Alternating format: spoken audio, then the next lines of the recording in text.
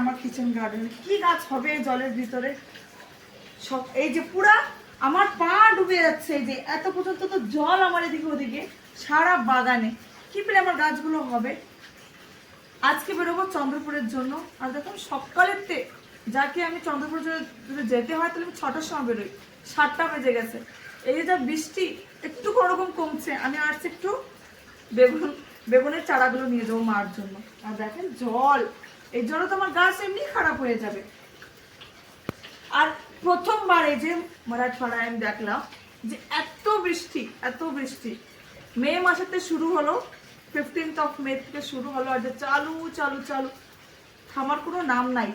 এখন ইভেন আমি এখানে 15 বছর মারাঠওয়াড়ায়, এভরি ইয়ার 2-3টে বর্ষা, বাস এখানে এরকমই বর্ষা হয়, কিন্তু 2-3টে, এতে বেশি হয় না। এই বছর প্রথম বছর এত বৃষ্টি, বাপরে বাপ, ত্রস্ত হয়ে গেছে আমরা এখানের লোকেরা।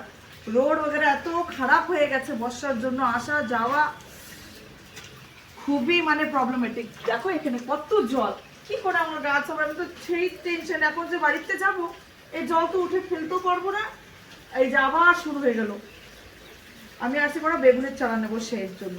আর দেখো অবস্থা, এই যে আমার লাগানো হয়ে গেছে, চারা ছিল, ভাবলাম মার জন্য, মার তো ওখানে জায়গা আছে খুব, নিয়ে যাব, মা লাগাই নিতে পারবে। কি করে ভরি। লেকিন বৃষ্টিতে আজকে সত্যি এত বিরক্ত করে দিল। সকালে বেরোবো সেটা এখনো বেরোতে পারিনি আমি, খালি একটাই রিজন বর্ষা।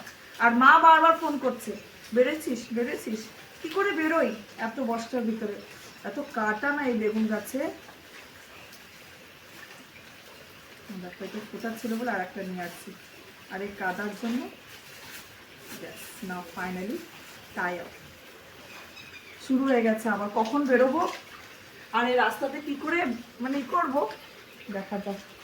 আর মা পাপা বলছে, মা সকাল করে ফোন করে বলে সকালে 6টার সময়, এ বেরোছিস তো? আমার কি না মা, খুব বর্ষা চালু। আর পাপা বলে বর্ষা থাকলে রাস্তায় বেরোতে হবে না। আর আমার মা শুধু ওয়েট করছে কখন বেরোবে। আর এই যে আমার গার্ডেন, এটা আমার খুব টেনশন হচ্ছে, কি করে ছেড়ে যাবো এগুলো।